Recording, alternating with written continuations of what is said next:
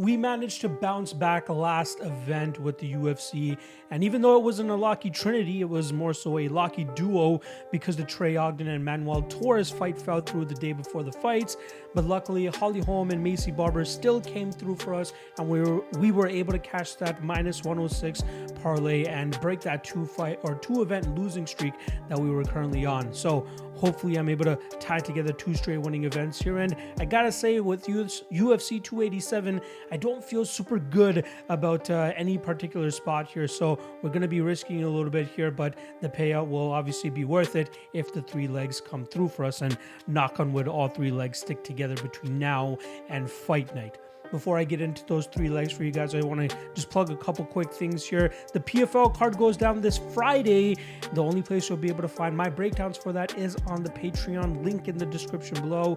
I got a couple really good spots that I'm feeling good about, but the only place you'll be able to find it is on the Patreon, link in the description below. Also, I have a free preview for the UFC Kansas City card, the early odds analysis, which is a new segment I'm going to be doing for the YouTube membership folks every Tuesday, breaking down the following week's UFC card from a pre-tape lean, a pre-research lean, just based on the odds. I've already given out the UFC Kansas City one for free so that you guys can see what you'll be getting once you do sign up to that YouTube Patreon membership, or YouTube Patreon membership, that just seems weird.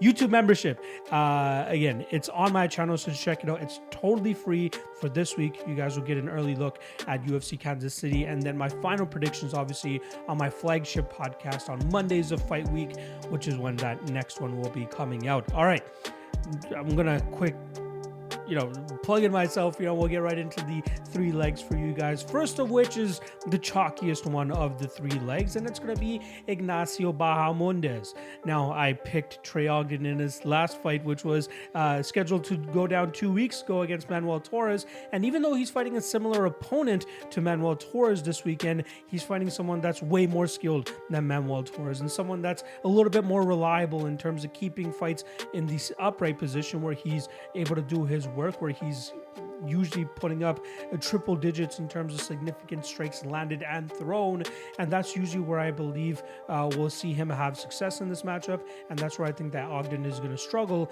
in terms of getting his own offense off, maybe going for some telegraph takedowns, and unfortunately coming up short, which will allow Bahamondes to just paint a picture on Ogden's face from distance. And I hate to say that, I'm an Ogden fan, but I do think that Bahamondes is the much better striker here, and even though he can be hit and he is hittable at times, I think that Ogden is going to struggle to consistently hit him, especially not as much as Bahamondes is going to be hitting him in return.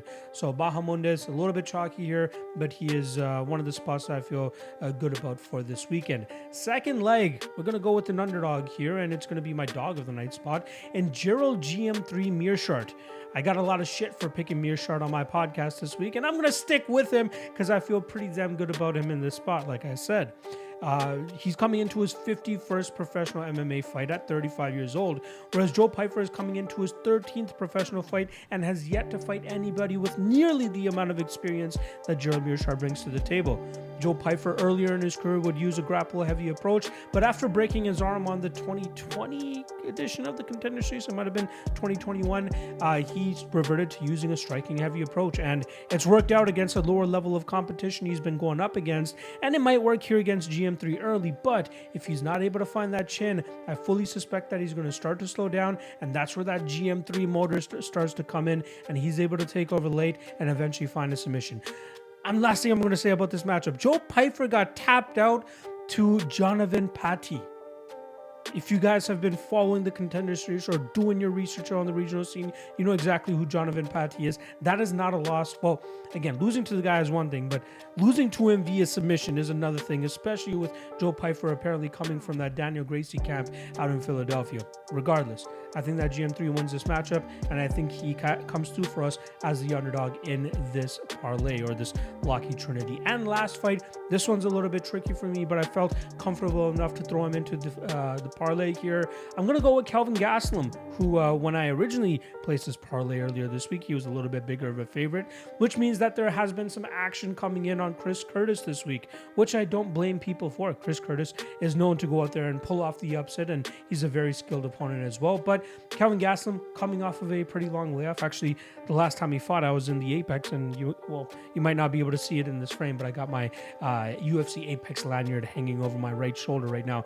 But that was the last time he competed, August of 2021, when he lost a decision to Jared Cannonier in a main event slot. But since that matchup, he's changed up his training camp. He's gone down to fight ready, and he's had a couple bouts fizzle out between now and then. So you got to believe he's truly comfortable now with those guys down in Arizona. And I know those guys are master game planners, from Santino DeFranco to Eddie Chaw. Those guys have him more than ready to go. I'm sure they're going to try to tap into his underrated wrestling game, which will very much come in handy in this matchup, but also the ability to just devise a game plan and go out there and execute it. Kelvin Gastelum is a very high-level fighter still, and I think people are kind of hidden from that or blinded from that because of the recent run that he's on. But we can't give him too much flack for the fighters he's been losing to, other than maybe that heel hook to Jack Hermanson. But I'm not expecting Chris Curtis to go out there and heel hook my guy here. So I think his durability, his striking, and his grappling are all going to be too much for the action man Chris Curtis this weekend, allowing Gastelum to get his hand raised with his first full training camp with those guys down there at Fight Ready MMA. There you guys go. We once again going over them. We got Ignacio Bahamondes, Gerald Mearshart, and Kelvin Gastelum. Earlier this week, I plugged in a parlay for them. I think it was around plus 460. And you'll see the number pop up right beside me now. I believe it was plus 460, plus 461. But like I said, action coming in on Chris Curtis has made this parlay even better now that I'm recording this on the Thursday. And on BetMGM right now, you can get it at plus 501. So good luck on the Locky Trinity this weekend. Tomorrow, I will be back for the 3 best prop bets for UFC 287. And I got some juicy ones for you guys that you guys are going to want to check out.